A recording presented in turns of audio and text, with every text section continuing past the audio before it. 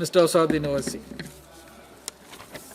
Sir, आपका बेहद शुक्रिया कि आपने 3 मिनट में बोलने वालों को इंटेलिजेंट कहा, और ज्यादा बोलने वालों को आप क्या कहेंगे, आप बोल दीजिए चेयर पे तो अच्छा रहेगा। नहीं, मैं बोल देता हूँ अभी। तो जो 3 मिनट में बोल देते हैं वो इंटेलिजेंट तो है ही, और जो ज्यादा बोलते हैं, जो ज्यादा बोलते हैं उनका ज्ञान क्या बेवकूफ ज्यादा नहीं होते हैं वो। तो ज्यादा का ज्ञान हो। सर, आपने मुझे बोलने का मौका दिया। सर, मैं पहले ये बात वाजे कर देना चाहता हूँ कि मैं इंडिया में नहीं हूँ मगर वतन अजीज का हूँ, और मेरा मामला ऐसा है कि मैं अब लाइन ऑफ एक्शन पर हूँ। भारत की राजनीति में अगर कोई लाइन ऑफ एक्शन पर है तो मैं हूँ। सर, मेरे चंद सवालात हैं जो मैं उम्मीद करता हूँ कि हमारे मोहतरमा वज़ीर साहिबा जब जवाब देंगे, इसका जवाब, मेरे सवाल का जवाब देंगे। यूपीए में जीडीपी ग्रोथ था 6.8 एवरेज। नरेंद्र मोदी की सरकार में जीडीपी ग्रोथ हो गया 5.9 एवरेज। इसका जिम्मेदार चीन है या पाकिस्तान है, बता दीजिए।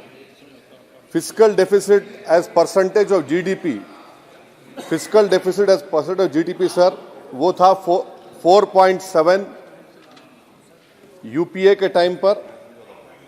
नरेंद्र मोदी की सरकार में हो गया 5.1 एवरेज।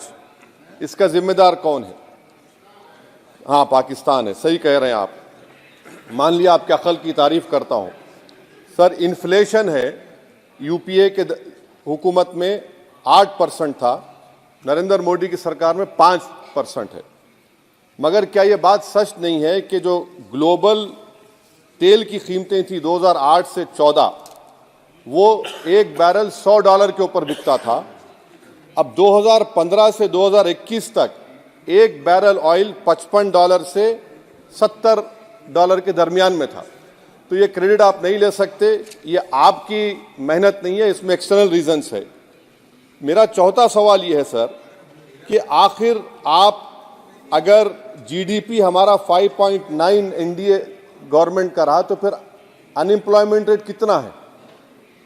आखिर 2011 से एम्प्लॉयमेंट सर्वे नरेंद्र मोदी क्यों नहीं कराते? डेटा को क्यों छुपाते हैं? आप करवाइए सर्वे। हाँ, ला लीजिए एनएसएसओ का ला के दे दीजिए। ये पीएलएफ हुआ था 2018 में, उसके बाद अब क्या हो रहा है? नहीं हो रहा है। ला लीजिए। तो कम से कम एनएसओ को बोलकर ये सर्वे करवा दीजिए। अच्छा, कंजम्पशन सर्वे 2017 से रुका हुआ है। सर, आप फाइनेंस मिनिस्टर होते तो शायद आ जाता। आपकी काबिलियत और आपकी अहमियत वहां पर नहीं है, मैं अफसोस के साथ कह रहा हूं। सर, दूसरी बात, मेरा चौथा सवाल यह है कि 2005 में डॉलर था 43 रुपीस, 43 रुपये। 2014 में हुआ 83 रुपये। अब मैं इतने माहिर तो नहीं हूं इकोनॉमी में, मेरा मोटा मोटा सवाल है, अब डॉलर है 83 रुपये। ये कौन जिम्मेदार है इसका सर? 83 रुपये क्यों हो गया डॉलर?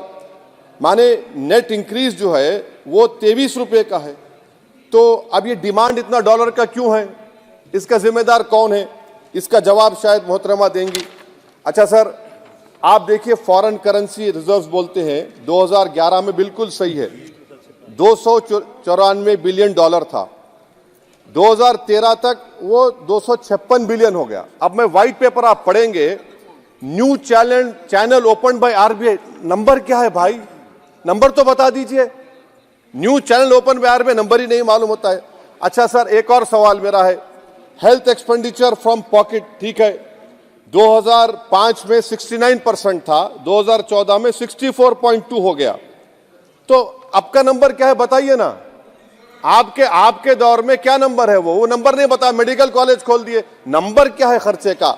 तो ये जो व्हाइट पेपर है, एटलीस्ट 2020 का डेटा दे दो आप। ये व्हाइट पेपर सर मोर रेटरिक है देन सब्सटेंस। डिमोनेटाइजेशन की बात ही नहीं कर रहे। डिमोनेटाइजेशन तो बर्बाद कर दिया देश के गरीबों को, इसका जिक्र ही नहीं करेंगे। वो तो मास्टर स्ट्रोक था आपका, मगर बर्बाद हो गए। सर, मैं कंक्लूजन में, क्योंकि आपने अक्लमंद कहा है मुझे कम टाइम में बोलने वालों को, तो मैं सरकार से आपके जरिए से मुतालबा करता हूं कि एक व्हाइट पेपर ये निकालिए कि 2014 में 1 लाख के मॉब लिंचिंग से 2024 तक कितने मुसलमानों का मॉब लिंचिंग हुआ। कितने घर बुलडोजर तोड़े गए। सर मैं खत्म कर रहा हूं सर, खत्म कर रहा हूं। और साथ ही साथ आप एक व्हाइट पेपर जारी कर दीजिए कि चीन 2000 स्क्वायर किलोमीटर पर कब्जा करके बैठा है या नहीं है, डेप्सांग डेमचॉक हमारे पास है या नहीं है। और आखिर में यूपीए के वक्त में माइनॉरिटीज बजट में फ्री कोचिंग था, आपने बंद कर दिया। मौलाना आजाद फाउंडेशन आपने बंद कर दिया। मौलाना आजाद फेलोशिप आपने बंद कर दिया। फाउंडेशन तो 9, 10, 12 माइनॉरिटीज के बच्चों को स्कॉलरशिप मिलते थे। प्री मैट्रिक स्कॉलरशिप आपने 9th क्लास से उसको रेस्ट्रिक्ट कर दिया। हो गया। ये सर मैं खत्म कर रहा हूं सर। तो मदरसा एजुकेशन आपने खत्म कर दिया। ये क्यों किया आपने भाई? हद तो ये होगी कि आपके पास 2014 में एक मुस्लिम वजीर था, अब तो एक भी नहीं है, एक भी नहीं है। अजीब है मामला। अब आप देख लीजिए तो ये बातें हैं सर। और फिर सर ये व्हाइट पेपर में आप देखिए सर, ये व्हाइट पेपर में बिजनेस स्टैंडर्ड का एक आर्टिकल का जिक्र है मिस्टर शंकराचार्य का। ये शंकराचार्य साहब जो है, मिस्टर शंकराचार्य, ना रेटरिक पर रेटरिक लिख रहे हैं आप, उसका तोते की तरह लिख दिए उसको, ना नंबर भी देते वो। तो ये जो व्हाइट पेपर है सर, ये मोर रेटरिक सब्सटेंस है। मैं उम्मीद करता हूं कि कल तक देश के प्रधानमंत्री वो व्हाइट पेपर जारी कर देंगे कि कितने मुसलमानों का आपने मार्जिनलाइज कर दिया, बुलडोजर से घर तोड़े गए, कितनों का एनकाउंटर हुआ, कितने जेल में है यूएपीए में, और चीन कितनी जमीन पे कब्जा करके बैठा हुआ है। बहुत बहुत शुक्रिया सर।